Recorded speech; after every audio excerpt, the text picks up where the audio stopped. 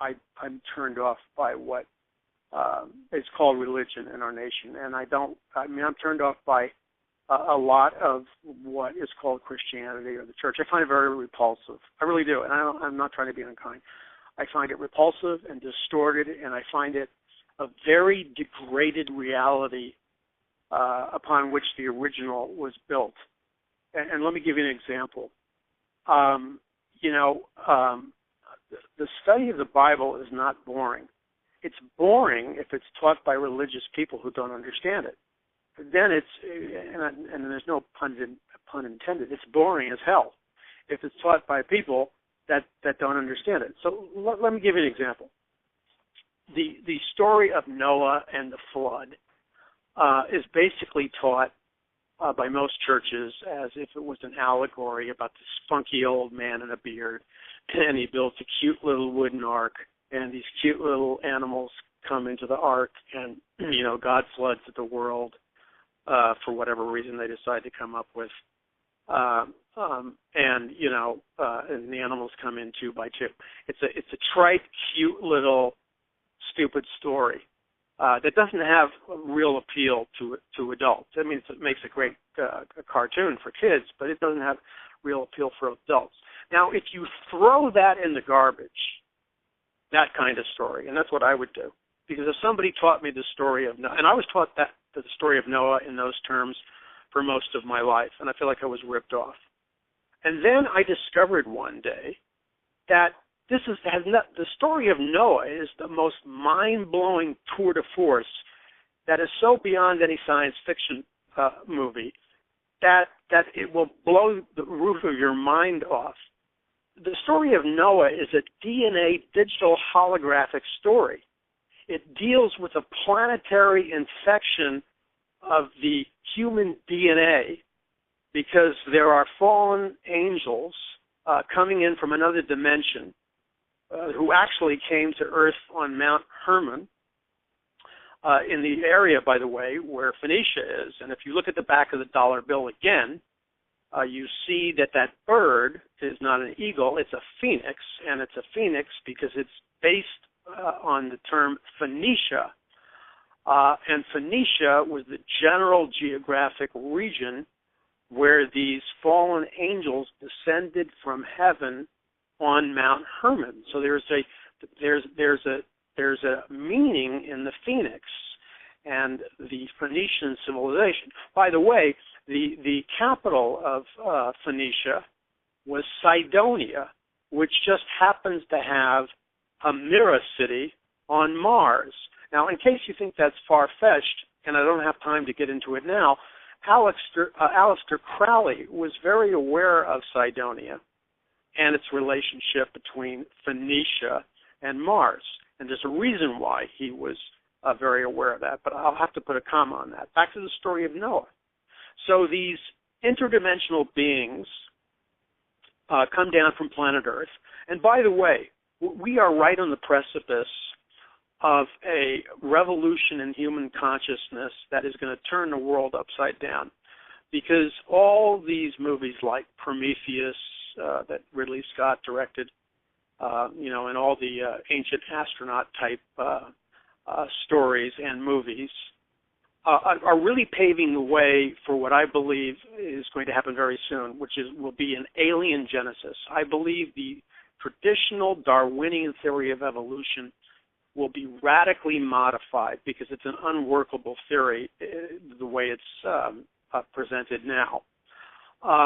And the accepted belief, and I believe it's coming very soon, will be that planet Earth was seeded by aliens billions of years ago, and that in the manner of the movie Prometheus, the real genesis or origins of mankind is extraterrestrial. So let's just put a comma on that. Now, going back to Noah, we have these interdimensional beings landing on Mount Hermon, and they are impregnating human women, and they are giving birth to a hybrid race called the Nephilim. And one of the characteristics of the Nephilim is they're giants, and they're very intelligent, and they have a grasp of science and technology that is way beyond the people of that time period. Now, before the flood, the population of planet Earth was probably at least 3 billion people. Before the flood, I believe there was an ancient civilization called Atlantis, and it had high technology. The Nazis believed in what was called the island of Thule, and they also have the story of Hyperborea, and their legends, the Nazi occult legends, were that a star civilization came down to Earth, impregnated or seeded the planet, thus the master race, and there was cataclysms, and the master race had to retreat into Antarctica and other places into the center of the Earth, or at least beneath the Earth, the giant under-the-earth civilization called Hyperborea. And Thule, an island which was submerged during the Great Flood, as was Atlantis, there was supposedly a high percentage. First of all, there was tremendous technology that was beyond man's ability to develop. And we still see the remnants of those ancient monolithic structures that testify to advanced technology, like the Incan ruins and the Mayan ruins and the pyramid structures and so on and so forth. These are evidence of advanced civilizations prior to the flood. So prior to the flood, there's this interbreeding and widespread contamination of human DNA.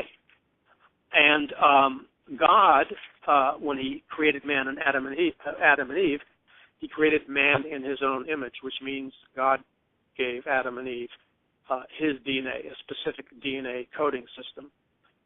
Lucifer, who's a fallen angel, who's led a rebellion against God with 1/3 of the fallen angels, broke the life force in Eden by introducing the death force. And what pulled that cosmic trigger to release the death force was when the serpent tempted Adam and Eve to disobey the word of God and promised them that they shall be as gods.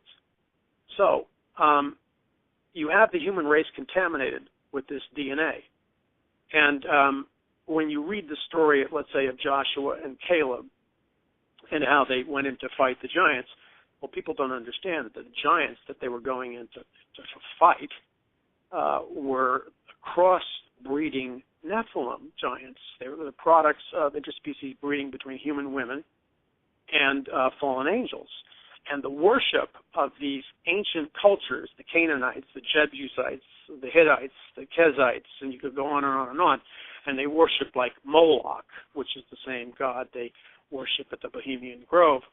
The worship always consisted of the sacrifice of human babies on the burning hands of Moloch, which was a metallic statue heated up. They would burn their babies alive, and their worship consisted of sexual orgies, drug-taking, and drinking in the most perverse manner. Now, this wasn't just about partying.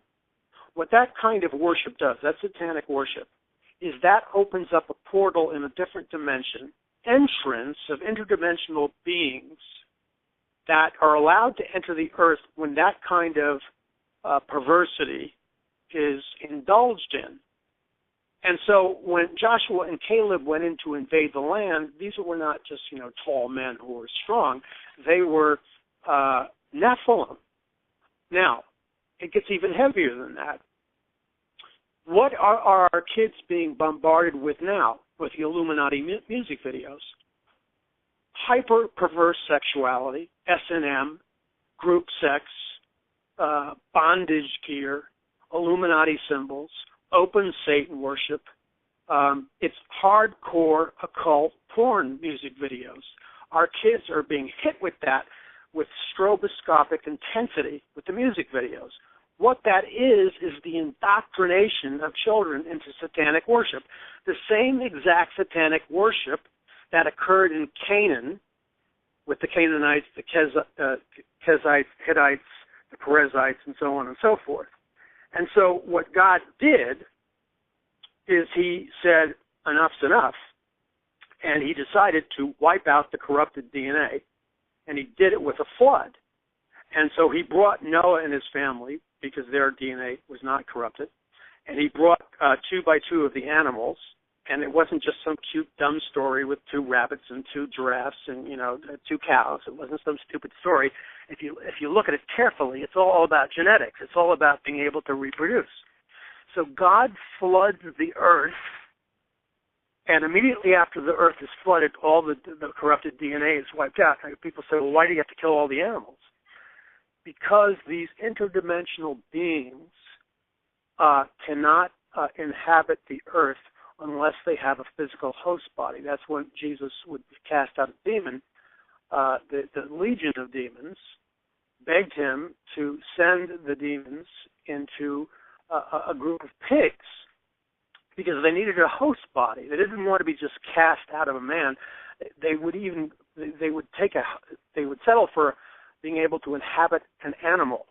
Now that's very important because when you go back before the flood, the Watchers, or these fallen angels, were involved in very advanced genetic experimentation, and they were not only impregnating human women, but on a mass scale, they were impregnating animals. So when God institutes the Levitical laws, and he goes on at length about not having sex with animals and forbidding bestiality and forbidding women lying, with a horse like she would lie with a man and all that stuff. It's pretty graphic and specific. And it wasn't because the children of Israel were into some, really kinky sex. It was because the fallen angels or the interdimensional beings were having sex with animals. And that's the real story. So the flood wipes out the corrupted DNA, and then it starts all over again. But the story of Noah is a DNA, interdimensional being, genetic holographic story. It's mind-blowing. It's beyond the movie Prometheus by Ridley Scott. It's off the Richter scale. It would blow people's minds. Teenagers, young people would line up for 2 hours in a line if somebody would actually teach the story of Noah and quit censoring it and let it rip. Because there's this all-important thing that's happening now. Jesus Christ said these words. He said, as it was in the days of Noah, so it will be in the days of the coming of the Son of Man. Well, what did Jesus mean? He didn't just mean that the earth would be wicked and filled with violence, although that was part of it. What Jesus really meant when he said, as it was in the days of Noah, so it will be in the days of the coming of the Son of Man, was that Jesus was saying the fundamental thing that was happening in the days of Noah. And what was the fundamental thing? It was the interdimensional beings having sex with human women and producing Nephilim hybrids. That was the fundamental problem. Jesus said that fundamental problem will resurface again in the time period that approaches the nearness of his return.